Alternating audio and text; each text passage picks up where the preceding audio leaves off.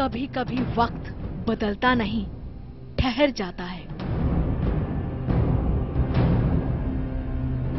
यहाँ केदारनाथ में भी वक्त जैसे ठहर सा गया है। उस रात जब अचानक तबाही का सैलाब यहां से गुजरा, जब अचानक हजारों लोगों की जिंदगी मिट्टी और चट्टानों के मलबे में बह गई,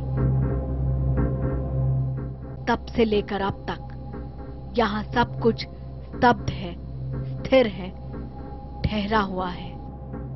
वो चीखें, वो मदद की पुकार, वो बचने की जद्दोजहद, वो जिंदगी की आस और तिल तिल करके उस संघर्ष का, उम्मीद का टूटना, वो रिश्तों को खोने की छटपटाहट, सब कुछ खत्म होने का खौफ और तिल तिल करके सब कुछ छूट जाना, टूट जाना।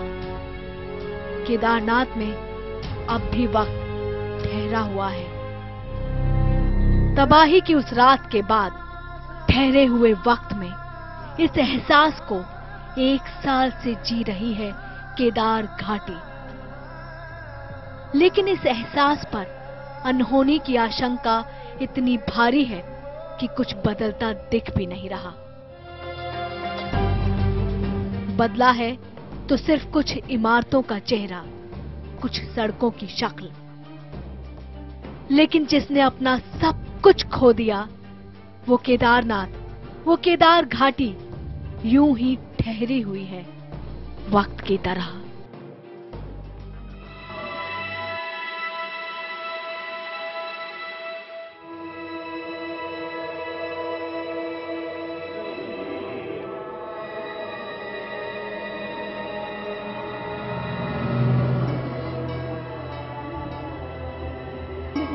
नमस्कार, IBN 7 पर आपके साथ मैं स्मिता शर्मा हूं। 16 और 17 जून 2013 की रात को आए जल प्रलय ने उत्तराखंड की तस्वीर को बदल कर रख दिया।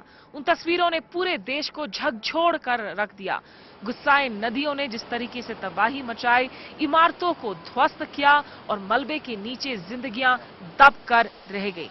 22 राज्यों में से कम 5000 लोग गायब हुए, मारे गए।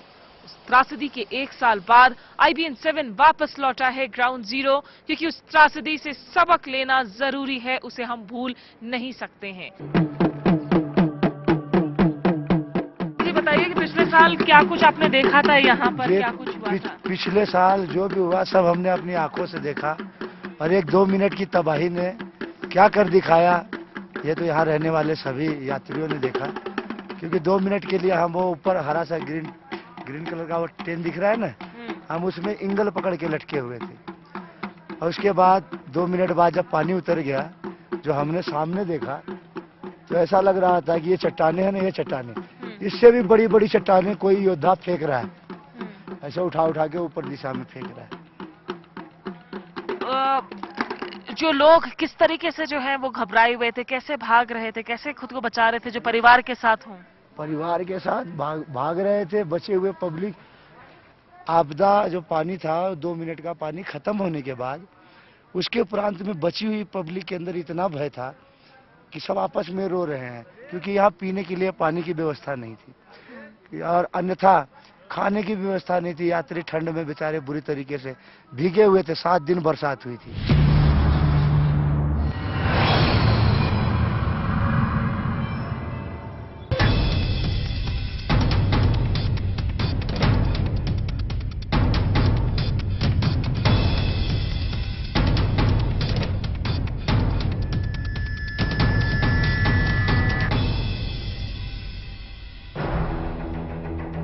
यही महीना था, यही वक्त था।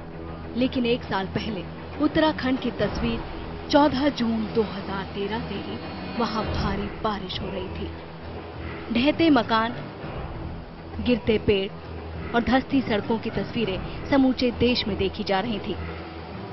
फिर अचानक उत्तराखंड में बादल फटने का सिलसिला ही शुरू हो गया। मानसून में सामान्य बारिश से 375% ज्यादा पानी गिरा। अकल्पनीय मूसलाधार ने उत्तराखंड में ऐसी तबाही मचाई कि समूची दुनिया कांप उठी। लेकिन सबसे हैरत अंगेज तस्वीरें आनी तो अभी बाकी ही थी।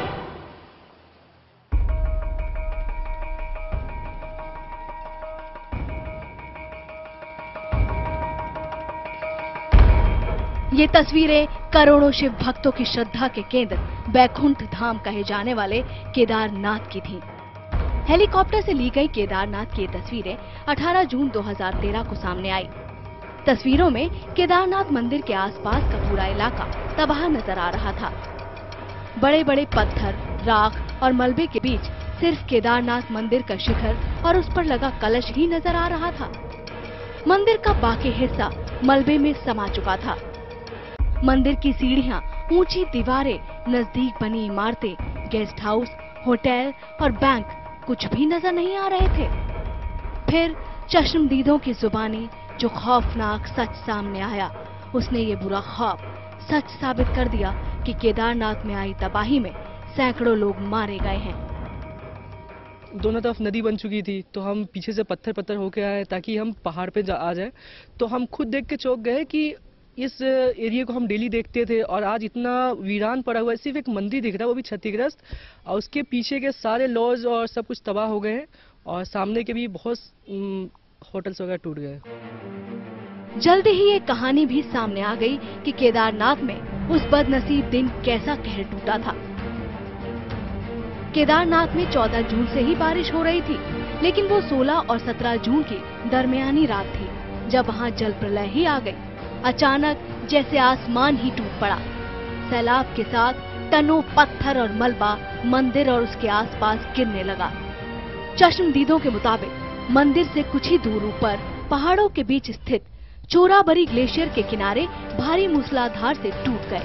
ग्लेशियर में मौजूद हजारों टन पानी बड़ी तेजी से नीचे की तरफ बढ़ा। वो अपने साथ बड़ी बड़ी चट्टानों को भी बहा कर ले आ रहा था। आखिरकार इस सैलाब के रास्ते में आने वाली कोई भी चीज सही सलामत नहीं बची।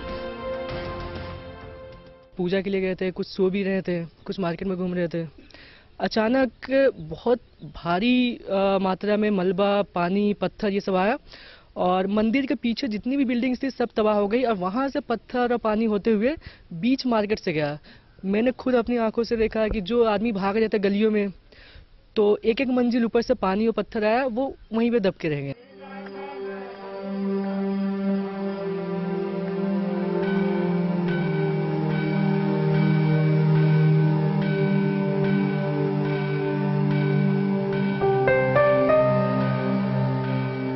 पिछले साल 13 अप्रैल 2013 को उत्तराखंड में 4 धाम यात्रा शुरू हुई थी। यात्रा के दौरान रुद्रप्रयाग जिले में मौजूद केदारनाथ मंदिर के दर्शन करने के लिए हर साल हजारों की संख्या में भक्त उमड़ते हैं। भविष्यवाणियों के मुताबिक मॉनसून जून के अंत में शुरू होना था, लिहाजा समूचे उत्तराखंड में करीब 22 राज्यों से आए हजारों तीर्थयात्री मौजूद थे। लेकिन वो बेखबर थे कि कुदरत से लगातार हो रही छेड़छाड़ के नतीजे इस बार जल प्रलय की शक्ल में सामने आने वाले हैं।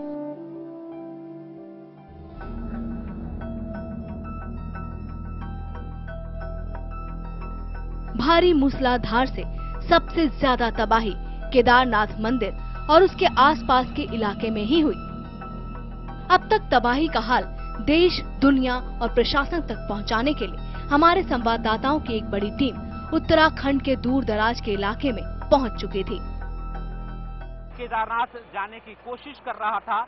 इस जगह जब पहुंचा तो यहाँ एक तबाही का जो मंजर देखने को मिल रहा है, ये पूरा का पूरा नेशनल हाईवे जो है वो बर्बाद हो चुका है। आप देख सकते हैं कि किस तरीके से पूरा का पूरा जो मलबा है वो सड़क पे आया है। यही नहीं, पूरी की पूरी जो सड़क है वो टूट चुकी है। लगातार यहाँ पे काम चल रहा है, लेकिन इस काम को पूरा करने में एक लंबा वक्त लगेगा।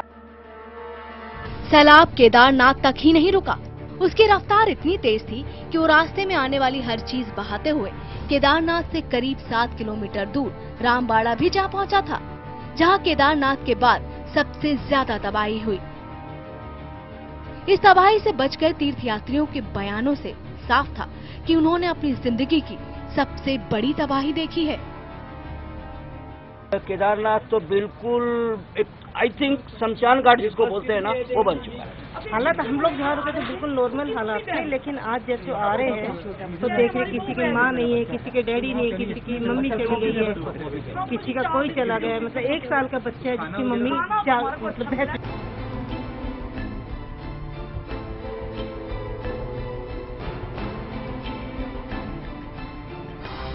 रामबाड़ा के करीब 7 किलोमीटर नीचे यानी केदारनाथ से 14 किलोमीटर दूर स्थित गौरीकुंड में भी भारी तबाही हुई। यहाँ भी सैलाब अपने साथ सब कुछ बहा ले गया। पहाड़ियों पर पनाह लेने में कामयाब हुए चंद खुशकिस्मत लोग ही बच सके। अब तक सरकार भी समझ चुकी थी कि केदारनाथ और उत्तराखंड अब तक की सबसे बड़ी कुदरती आपदा से जूझ रहे हैं, लिहाजा बड़े पैमाने पर राहत कार्य शुरू करने के लिए सरकारी मशीनरी हरकत में आ गई। हालांकि 17 जून यानी सोमवार को एक भी हेलीकॉप्टर केदारनाथ नहीं पहुंच सका था, लेकिन अगले ही दिन मौसम खुलने पर हेलीकॉप्टरों के जरिए शुरुआती राहत कार्य शुरू हो गया। 18 जून को सेना ने करीब 800 लोगों को केदारनाथ से निकाला, लेकिन ये साफ हो चुका था कि उत्तराखंड में अभी भी जगह जगह हजारों लोग फंसे हुए हैं।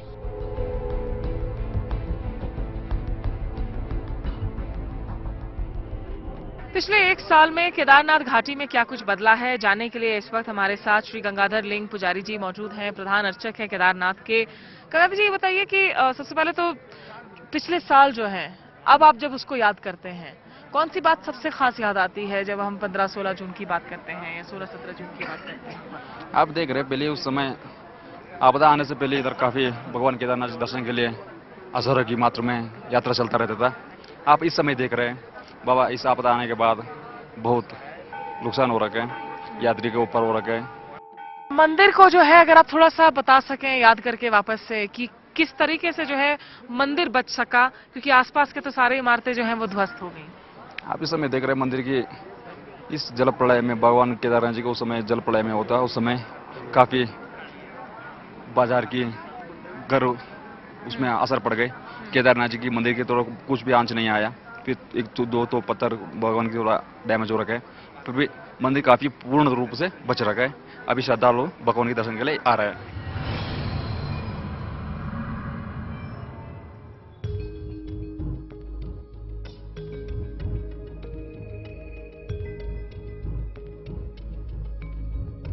एक साल पहले आई जल प्रलय के बाद केदारनाथ में कुछ भी सही सलामत नहीं बचा था।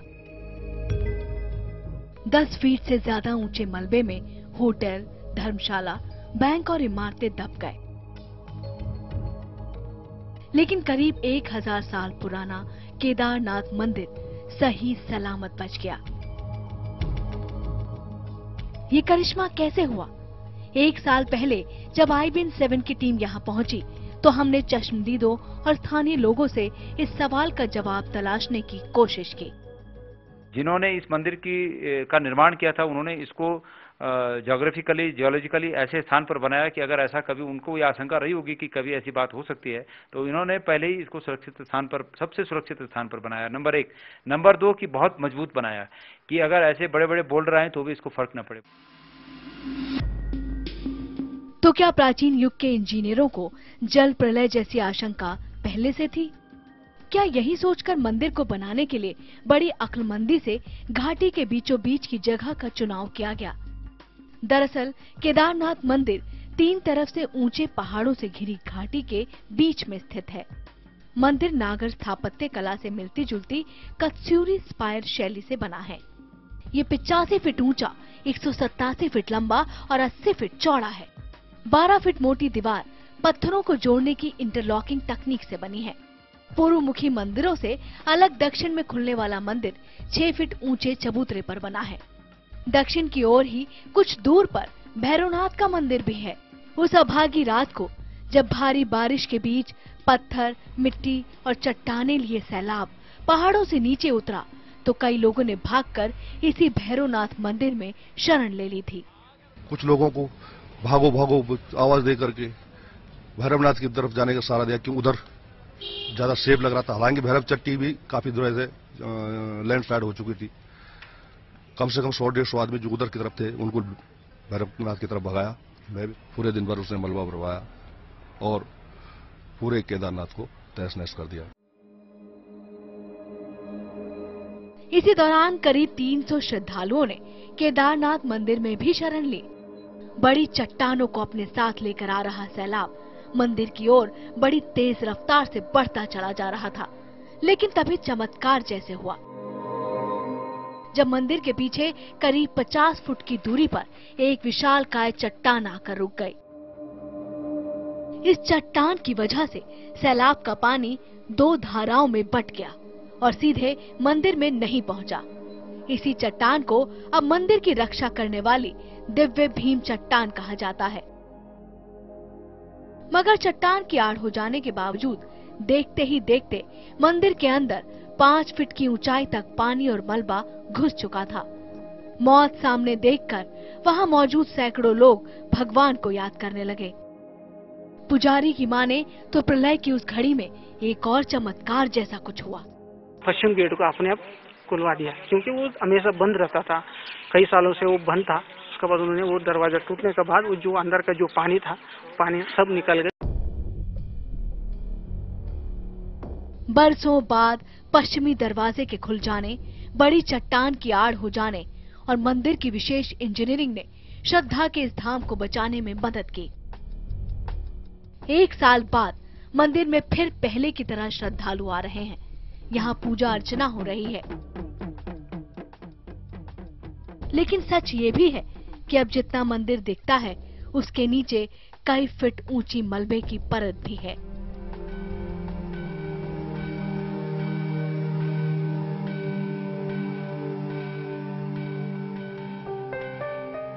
एक साल पहले तक अगर आप केदारनाथ आते तो यहाँ पर हरी हरी घास आप देख सकते थे चारों ओर, लेकिन आज यहाँ पर जो नजारा है वो बिल्कुल अलग है। यहाँ पर सिर्फ चट्टानें ही नजर आ रही हैं। ये वो चट्टान हैं जिनकी वजह से यहाँ पर जमकर तबाही मची प्रलय के बाद, लेकिन एक ऐसा चट्टान भी है जिसकी वजह से खुद आज केदारनाथ की ये जो मंदिर है वो सुरक्षित है। ये 10 से 12 फुट ऊंचा जो बोल्डर आप देख पा रहे हैं, इन्हीं पहाड़ों की ऊंचाइयों से यहाँ पर आकर गिरा और जिसकी वजह से इस मंदिर को नुकसान होने से रोका गया। बहरहाल यहाँ पर कुछ श्रद्धालु आए हुए हैं। क्या नाम है आपका, कहाँ से आए हैं? श्रवण है जी। श्रवण जी, हाँ जी। यहाँ पर आकर आप इस पत्थर को क्यों पूज रहे हैं? पत्थर ये भीमशला बोलते हैं, तो ये भगवान के लिए सुरक्षित बचा है, इसीलिए हम इनको भी नमन करते हैं। पंजे ये बताइए, यहाँ पर इन पहाड़ों की ऊंचाइयों में किस तरीके से जो है पानी आना शुरू हुआ था 16-17 जून को? क्या एक बादल फटा था, किस तरीके से आया था ये? नहीं, उसमें कुछ सरोवर है 2, एक वासुकी पंथ है और एक गांधी सरोवर है। उस कारण उसमें पानी आया था। उसमें बर्फीली शिला गिरी एकदम, और बर्फीली शिला गिरने के कारण उसका पानी पूरा एकदम नीचे आया और उस कारण वो पूरा नीचे आके तो आपको लगता है ये पत्थर भी जो है वही पहाड़ों की ऊंचाइयों से उसी आया पानी होगा? के कारण ही वो पत्थर यहाँ पे आया ये बड़ा। केदारनाथ के इस मुख्य द्वार के साथ साथ जिसके कपाट इस वक्त खुले हुए हैं, आप यहाँ के पूरब द्वार को भी देख सकते हैं, दूसरी ओर पश्चिम द्वार है। मंदिर जहाँ पर पूरी तरीके से सुरक्षित है, लेकिन मंदिर के आसपास का जो इलाका है उसकी सूरत हाल पूरी तरीके से बदल गई है। यहाँ इसी को थोड़ा समझने की हम कोशिश करते हैं। पंडित जी, क्या नाम है आपका? मेरा नाम चंडी प्रसाद तिवारी है। चंडी प्रसाद जी, ये बताइए जरा कि ये मंदिर का जो इलाका है, पहले यहाँ पर क्या क्या हुआ करता था? मंदिर के इस इलाके में सबसे प्रथम तो यहाँ पर एक हवन कुंड था, जिसमें एक विशाल यज्ञ होया करता था। साल की मैंने जैसे जो आने वाली अब संक्रांत है 15 तारीख को, और भैरवनाथ जी यहाँ के जो इष्ट देवता है, तो उनके निमित्त अथवा भगवान के निमित्त यहाँ पर एक बहुत ही विशाल हवन कुंड बना हुआ था और यहाँ पे एक साल में एक हवन जरूर हो जाया करता था। आसपास में पीछे ये मंदिर का दफ्तर था, कार्यालय था, यहाँ आगे एक बाजार था, इधर में ये दुकानें थी, इसके बीच एक रास्ता जाता था। मतलब ये जो अभी मंदिर से नीचे जो रोड देख रहे हैं, इसकी दूसरी ओर जो है जो मकान नजर आ रहे हैं, यहाँ पर बाजारें हुआ करती थी। हाँ जी, हाँ जी, यहाँ से लेकर के नीचे तक बाजार होया करता था।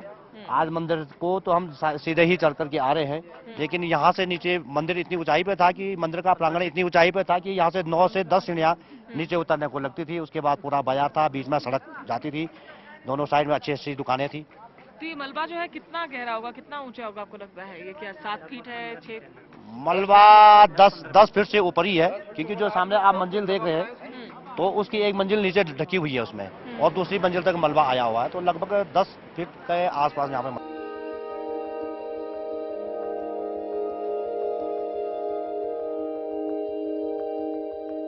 बाबा, केदारनाथ के धाम में आकर लोग निश्चित रूप से भक्ति जरूर महसूस करते हैं, लेकिन अगर हम केदारनाथ की बात करें, इसके बड़े इलाके को देखें, तो आज भी ये जो तस्वीर है वो बहुत मार्मिक है, दिल को तोड़ने वाली है। एक भूतिया शहर सी ही नजर आती है।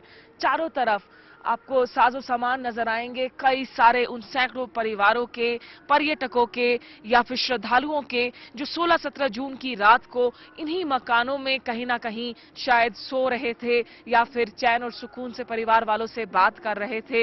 लेकिन उसके बाद जो बर्बादी का उत्तराखंड त्रासदी के 1 साल बाद भी केदारनाथ धाम और उसके आसपास के इलाकों में भारी मलबा पड़ा हुआ है। केदार घाटी, जंगल चट्टी, रामबाड़ा जैसे इलाकों से आज भी लाशें बरामद हो रही हैं, नरकंकाल मिल रहे हैं। त्रासदी के 1 साल बाद आखिर कैसे बदले हैं घाटी के हालात में? लोगों ने अपने अपनों को तो खोया ही, लेकिन अपनी जिंदगी भर की जमा पूंजी भी गंवा दी। घर, दुकान, सामान, मवेशी सब कुछ पानी की सैलाब में बह गए। सरकार भले ही ये दावा करे कि पिछले 1 साल में उसने स्थिति में काफी सुधार किया है, लेकिन स्थानीय लोगों का कहना है कि हालात ज्यादा नहीं बदले। आपको लेकर चलते हैं हम गोविंद घाट और सोनप्रयाग, जहां 1 साल पहले हमने बर्बादी के मंजर को देखा था और अब वहीं लौटकर फिर से लोगों से ताजा हालात के बारे में जानकारी ली।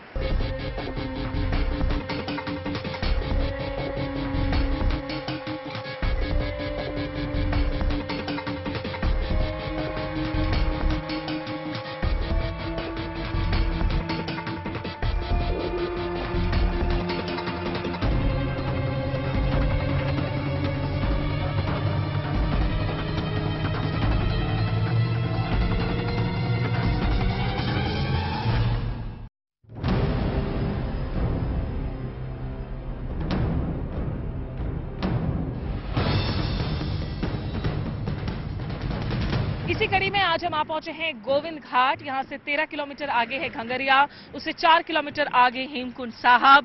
त्रासदी के वक्त जब मेरे वीडियो जर्नलिस्ट कमल देव और मैं यहां पर पहुंचे थे, आपको बता दें यहां पर भारी संख्या में यात्री फंसे हुए थे सड़क मार्ग के कट जाने की वजह से, और अलकनंदा नदी उस वक्त पूरी तरह से उफान पर थी। नदी ने एकाएक अपनी दिशा बदल ली थी और राह में आने वाले तमाम इमारतों को उसने नेस्तनाबूद कर दिया था। यहां हम हेलीकॉप्टर के जरिए आए थे और अलकनंदा नदी को हमने एक रस्सी के जरिए पार किया था।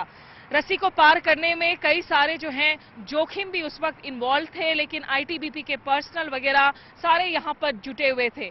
हालांकि आज अगर आप देखें तो उस पॉइंट पर एक ब्रिज नजर आता है, जिसके जरिए जो तमाम यात्री हैं, श्रद्धालु हैं, वो आराम से नदी को क्रॉस कर पा रहे हैं।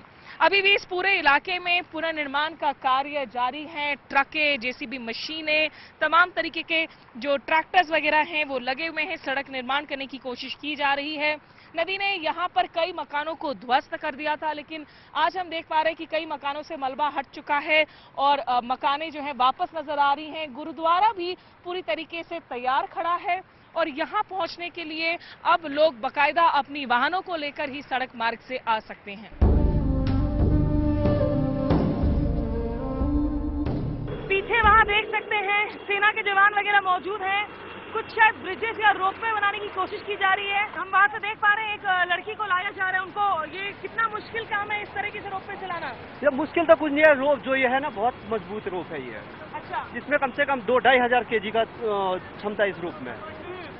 तो इसमें कम से कम 2-3 बंदे आराम से आ जा सकते हैं इसमें। अच्छा, तो नदी के उस तरफ से भी लोग आ रहे हैं? हाँ, दोनों तरफ से, इस तरफ से भी भेज सकते हैं और उस साइड से भी भेज सकते हैं। कितने लोग एक दिन में भेज पाते हैं? एक टाइम सिंबल केवल।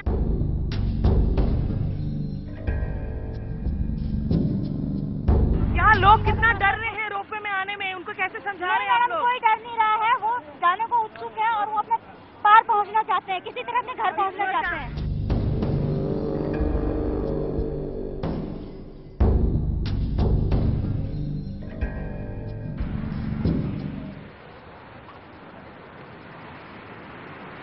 नदी पूरी तरीके से यहाँ उफान पर है और आईटीबीपी के जो जवान हैं वो मुझे नदी की दूसरी तरफ ले जाने की कोशिश कर रहे हैं। IBN7 को दर्शकों को बता दें कि हम जिम्मेदार चैनल हैं, ये हम डेयर डेविलरी नहीं दिखाने की कोशिश कर रहे हैं, लेकिन ये समझना जरूरी है कि यहाँ गोविंद घाट में जो लोग फंसे हुए हैं तो कैसे इन दिक्कतों से उन्हें बाहर निकालने की कोशिश की जा रही है। गोविंद घाट गुरुद्वारे से सटे हुए इस मार्केट में आज रौनक एक बार फिर से देखने को मिल रही है। एक साल पहले त्रासदी के वक्त जब मैं आई थी तो यहाँ सन्नाटा पसरा हुआ था। दाईं ओर यहाँ एक डिस्पेंसरी थी जो मलबे में पूरी तरीके से दबा हुआ था और मलबा इस ऊपरी मंजिल तक फैला हुआ था। लेकिन आज 12 महीनों बाद अगर हम देखें, ये गुरुद्वारा जहाँ पूरी तरीके से साफ होकर निर्माण होकर वापस से खड़ा है, श्रद्धालु आ रहे हैं, वहीं पीछे इस बाजार में दुकानें फिर से सजी हुई हैं। बहुत परेशानियों का सामना किया पिछले साल, इस बार उससे काफी बेटर है यहाँ पे और बहुत अच्छा चला। मतलब यात्रा तो बहुत कम है, लोग डरे हुए हैं, फिर भी मैं सबको बताना चाहूंगा कि यहाँ रास्ते पूरे सही हैं। आप जिन्होंने दर्शन के लिए आना होगा हेमकुंड साहिब के लिए दर्शन के लिए आ सकते हैं। पिछले साल जब त्रासदी हुई थी उस वक्त भी मैं आई थी यहाँ पर और तब की तस्वीर अब की तस्वीर में बहुत फर्क नजर आ रहा है। किसकी मेहनत का रंग है ये? मैम गुरुद्वारे वालों ने बहुत मतलब कि जो भी है जितनी सफाई वगैरह है, यहाँ पे सेवा सिंह जी है मैनेजर, उन्होंने बहुत अच्छा काम किया। जितना भी जो सफाई वगैरह थी, 2-2 बिल्डिंगें मलबे में धसी हुई थी, उन्होंने आगे काफ़ी सारी सफाई करवाई है। जो मार्केट की थी उनके सहयोग से थोड़ा बहुत, जो जिला पंचायत है उन्होंने भी किया। 11:30 बजे के करीब थोड़ा थोड़ा पानी आ रहा था। उसके बाद हम दुकानदारों ने पहले तो वहाँ से श्रद्धालु निकाले, 7-8 हज़ार श्रद्धालु थे। उसके बाद जब हमने सबको निकाला एकदम यहाँ से पानी आना शुरू हो गया। उसके बाद पुल भी टूट गया, ट्रांसफार्म जो जितनी लाइट वगैरह है सब कुछ चला गया यहाँ का। और उसके बाद हम दुकानदारों ने जो श्रद्धालुओं को निकाला, उसके बाद हम अपनी जान बचा के यहाँ से भाग गए। किस मुश्किलों में अभी जी रहे हैं यहाँ पर? हम तो बहुत मुश्किलों में जी रहे हैं, ना तो खाने को कुछ है ना पीने के लिए पानी है यहाँ। ये पिछले साल हम यहाँ पर आए थे, तब यहाँ पर पूरा मलबा भरा हुआ था। जरा सा बताइए उस वक्त कैसी हालत हो गई थी गुरुद्वारे की?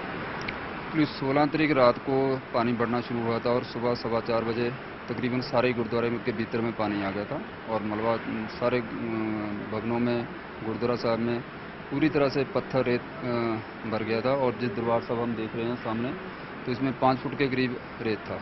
कैसी थी आपकी यात्रा? बहुत बढ़िया सी। बहुत बढ़िया सी। रास्ते वगैरह कैसे हैं अभी? बहुत ही ज्यादा बढ़िया जी। संगत भी यात्री भी बहुत ज्यादा बढ़िया जी, बहुत ही ज्यादा रास्ता बढ़िया जी। गोविंद धाम तो जी हेमकुंड साहिब का सारा रास्ता बहुत बढ़िया है।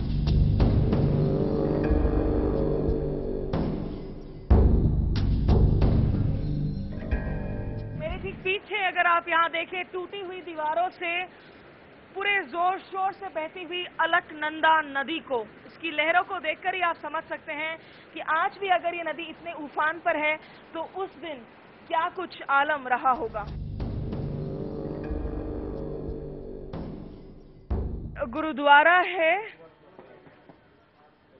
इस गुरुद्वारा में ये लंगर हॉल हुआ करता था। हजारों की तादाद में यहाँ पर गुरुद्वारे की रसोई में बनाए गए खाने के लिए आते थे यहाँ पर लोग, और उस रात भी हजारों की तादाद में लोग यहाँ पर मौजूद थे। काफी सारे श्रद्धालुओं, यात्रियों को यहाँ से निकाला गया। पूरी तरीके से सामान, जिसका सामान जहाँ था, जाहिर सी बात है लोगों के लिए जरूरी था अपनी जान को बचाना, इसलिए अपने तमाम सामान को छोड़कर वो आगे यहाँ से भाग निकले। त्रासदी के 1 साल बाद भी उत्तराखंड में कई ऐसे सड़क मार्ग हैं जो अब तक खस्ता हाल हैं। जल प्रलय में सबसे ज्यादा प्रभावित हुए थे उत्तरकाशी, चमोली और रुद्रप्रयाग जिले, और रुद्रप्रयाग के ही इस वक्त सोनप्रयाग में हम मौजूद हैं। सोनप्रयाग में ये रास्ता जो है जो गौरीकुंड की ओर जाता है, गौरीकुंड से आगे आप केदारनाथ के लिए रवाना हो सकते हैं। लगभग 3.5 किलोमीटर का बेहद ही खराब रास्ता है, जहां सिर्फ और सिर्फ कुछ गिने चुने सरकारी लाइसेंस वाले ही जो हल्के फुल्के वाहन हैं वही इस वक्त प्लाई कर रहे हैं। सुबह लगभग 6 बजे से लेकर रात के 9 बजे तक यात्रियों को मुफ्त की सेवा जरूर दे रहे हैं, और यहां से करीब और 1 किलोमीटर आगे जो है यात्रियों को पैदल चलना पड़ता है, तब जाकर सोनप्रयाग से आगे आप अपने वाहनों को एक्सेस कर सकते हैं। निश्चित रूप से यहाँ अभी भी काफी कुछ काम किया जाना बाकी है, और पिछली दफा जब मैं आई थी सोनप्रयाग पूरी तरीके से घोस्ट टाउन नजर आ रहा था।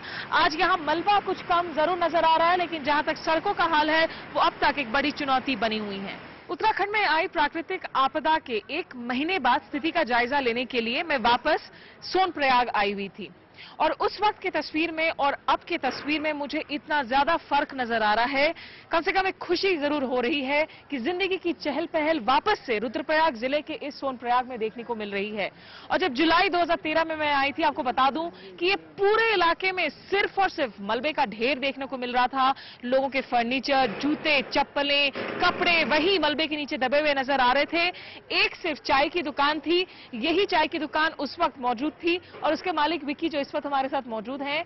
देखिए, जुलाई की तस्वीर और अब की तस्वीर में इतना फर्क है, कैसे धीरे धीरे करके जो है यहाँ पर जिंदगी वापस लौटी है पटरी पर? मैम यहाँ पे अभी तो बहुत अच्छा लग रहा है। पहले तो यहाँ पे कुछ नहीं था, यहाँ पे तो बिल्कुल ऐसा और का था, कोई आने के लिए तैयारी नहीं था। अभी तो थोड़ा बहुत यात्री आ रहे हैं, बहुत खुशी हो रही है हमें। मतलब मुझे याद है कि शायद मैंने आपको पूछा भी था कि उस वक्त ये बिल्कुल जो है भूतिया शहर नजर आ रहा था, लग रहा था न जाने कितनी लाशें दबी हुई होंगी मलबे के नीचे, और आप अकेली चाय की दुकान खोलकर बैठे हुए थे कि आपको वो हिम्मत कहाँ से मिल रही थी। अब ये लॉजेस वगैरह खुल गई हैं, क्या उम्मीद जग रही है कि वापस से जो है यात्री वगैरह आ रहे हैं, उत्तराखंड का रुख कर रहे हैं? ऐसा लग रहा है सीजन फिर चालू हो जाएगा, पिछले साल भी खुल जाएगा, हमें बहुत अच्छा लग रहा है। फिर यात्रा शुरू हो जाएगी, बहुत अच्छा लगेगा। ये जो मलबा वगैरह पड़ा हुआ था उसको साफ करने में कितनी मुश्किलें आई थी, कितनी बड़ी चुनौती थी वो? सर मैम यहाँ पे तो 1 महीना लगभग लगा, 2-3 महीना लगा यहाँ पे साफ करते करते।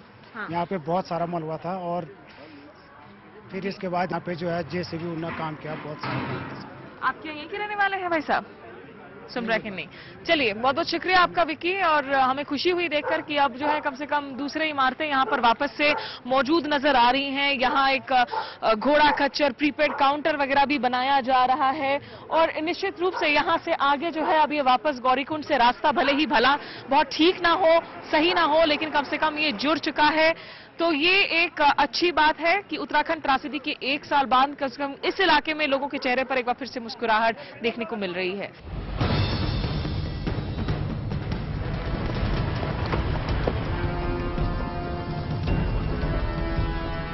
सड़क मार्ग कट जाने की वजह से पिछले साल बद्रीनाथ में हजारों की तादाद में यात्री फंस गए थे।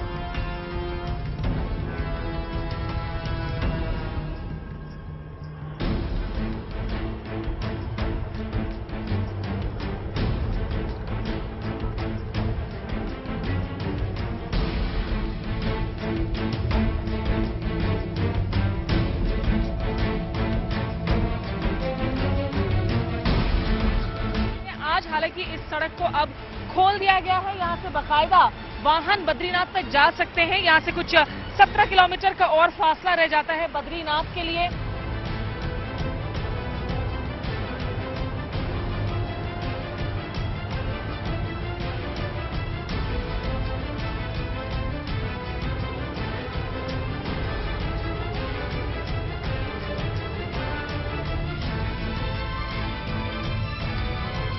गाड़ियों को आप आते हुए देख रहे हैं, लेकिन कुछ ऐसे पॉइंट्स हैं जहां सड़क बेहद खस्ता हाल है, इसीलिए वन वे ट्रैफिक किया जा रहा है, यानी कि एक बार में एक ही तरफ के ट्रैफिक को खोला जा रहा है। ट्रैफिक को रेगुलेट कर रहे हैं वहां एसडीआरएफ और जो उत्तराखंड पुलिस है उनके कुछ जवान।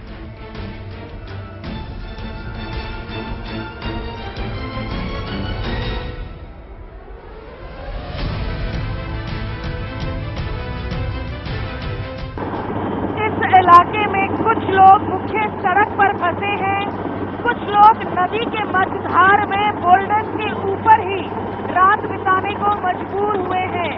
बीच नदी में जहां जहां चट्टाने हैं, जहां जहां पत्थर हैं, वहां वहां वो लोग मौजूद हैं। एक जगह से दूसरे जगह एक एरो शटल के जरिए एरो ब्रिज सा बनाया गया है, जहां से लोगों को नदी क्रॉस करवाकर सड़क मार्ग तक लाया जा रहा है, जहां से आगे वो उसी प्रकार ट्रैक करेंगे जैसा हमने कल गोविंद घाट से जोशीमठ तक किया था।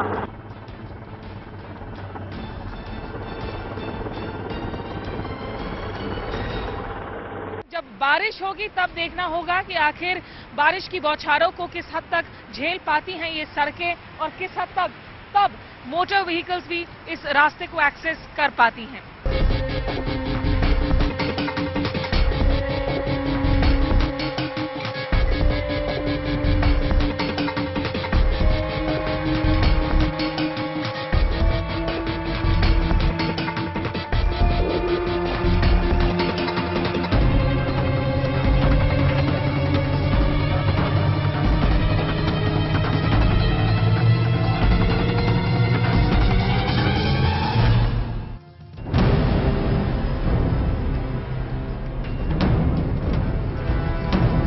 केदारनाथ में आई प्राकृतिक आपदा को 1 साल बीत चुके हैं। इस दौरान तबाही के असर को कम करने के लिए क्या कुछ कदम उठाए गए, क्या है पीड़ित परिवारों के सरकारों? 7 पर आप देख रहे हैं हमारी खास पेशकश में केदारनाथ तब और अब। पिछले साल उत्तराखंड में आई जल प्रलय के दौरान ऑपरेशन राहत को अंजाम दिया गया। इसके तहत 11 दिनों तक चले इस ऑपरेशन में 1 लाख से ज्यादा लोगों को सुरक्षित स्थानों तक पहुंचाया गया। फिर भी हजारों अपने लापता हो गए।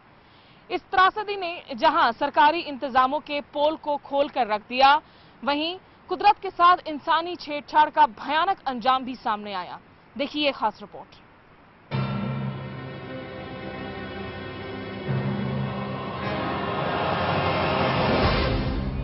1 साल पहले 16 और 17 जून को उत्तराखंड में आई तबाही में हजारों लोगों की जान चली गई। केदारनाथ से लेकर बद्रीनाथ तक हजारों लोग जगह जगह फंस गए।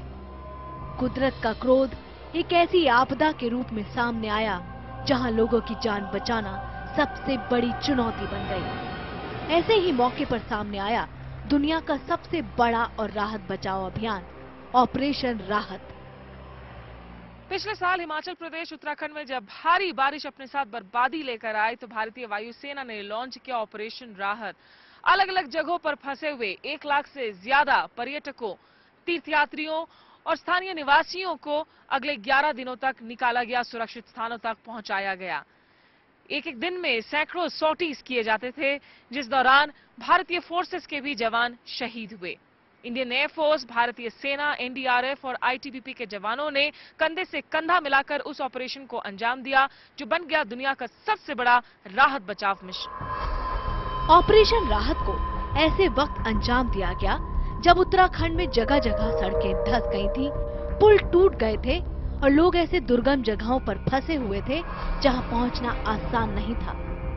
इन हालात में सेना, वायुसेना, आईटीबीपी और एनडीआरएफ ने ऑपरेशन राहत शुरू किया।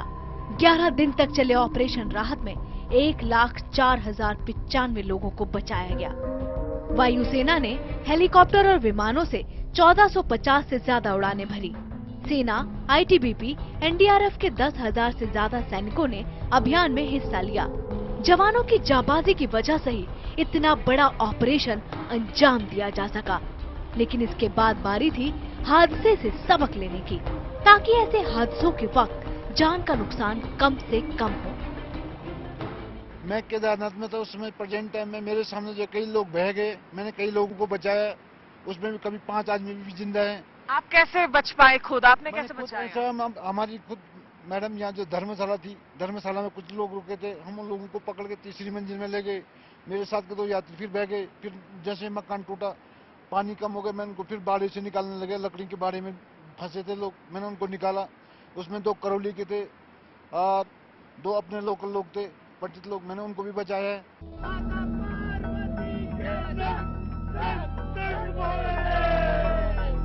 हालांकि इन तैयारियों के बावजूद इस साल उत्तराखंड में पहले जितने तीर्थयात्री नहीं पहुंचे हैं। जिस केदारनाथ की यात्रा के लिए 25 से 30 हजार यात्री हर रोज रजिस्ट्रेशन कराते थे, इस बार यात्रा के पहले महीने में सिर्फ 22,000 यात्रियों ने रजिस्ट्रेशन कराया है। इसका असर राज्य की होटल इंडस्ट्री पर भी पड़ा है। 30 से 40 हजार रुपए निकाल लेते थे हम लोग पर डे होटल में। आज ये स्थिति है कि अभी मैं इससे पूछ रहा हूँ कि कोई कस्टमर आया तो ये बोला कि सुबह से एक भी कस्टमर नहीं आया अभी तक। भारी तबाही से मुकाबला करते हुए पिछले 1 साल के दौरान सरकार ने बद्रीनाथ का रास्ता मोटर गाड़ी से जाने लायक बना दिया है, मगर राज्य के दूसरे हिस्सों का पुनर्निर्माण अब भी एक बड़ी चुनौती है। दरअसल जल प्रलय में रुद्रप्रयाग, चमोली, गढ़वाल, उत्तरकाशी और पिथौरागढ़ बुरी तरह से तबाह हो गए थे। जोशीमठ के पास नेशनल हाईवे 58 लगभग खत्म हो गया था। स्कूल टूट गए। 283 गाँव की जिंदगियां पटरी से उतर गई। यूपीए 2 ने उत्तराखंड के पुनर्निर्माण के लिए 8,000 करोड़ रुपए का बजट दिया, लेकिन मुख्यमंत्री हरीश रावत ने केंद्र से 4,000 करोड़ का पैकेज और मांगा है। हालांकि पैसे की कमी आड़े आ रही है, लेकिन 1 साल के दौरान राज्य के पुनर्निर्माण में अच्छी खासी तरक्की भी हुई है। मंदिर के काफी दूरी तक जो है कोई भी इस तरीके का स्ट्रक्चर नहीं होगा। जो भी स्ट्रक्चर होंगे वो भूकंप अवरोधी होंगे और हल्के होंगे, ताकि उसमें जो है अगर किसी प्रकार की कोई आपदा भी आई तो जो है जनहानि कम से कम हो सके। केदारनाथ में माउंटेन इंस्टीट्यूट के छात्र ऐसी तरकीब भी विकसित करने की कोशिश कर रहे हैं ताकि मंदाकिनी नदी में अगर कभी दोबारा बाढ़ आए तो नुकसान पिछले साल की तरह ना हो। Bureau report, IBN 7। उत्तराखंड त्रासदी को भुलाया नहीं जा सकता है। आज भी हजारों परिवारों में अपने अपनों को खोने का गम जिंदा है और इस त्रासदी को कहीं ना कहीं मानवीय गलतियों ने और बड़ा करके रख दिया। पर्यावरण और कुदरत के साथ इंसानी छेड़छाड़ का कितना भयानक अंजाम हो सकता है, ये इस त्रासदी ने सबको दिखा दिया। ऐसे में अहम सवाल ये है कि क्या उत्तराखंड की इस आपदा से हमने कोई सबक लिए या नहीं। जिन परिवारों ने अपने अपनों को खोया, उनके साथ आज भी हमारी दुआएं मौजूद हैं। केदारनाथ धाम में आई आपदा के बाद 1 साल पूरा होने पर यह थी हमारी खास पेशकश। मेरे वीडियो जर्नलिस्ट कमल देव और मेरे साथ आज बस इतना ही। IBN 7 की पूरी टीम को दीजिए इजाजत। नमस्कार।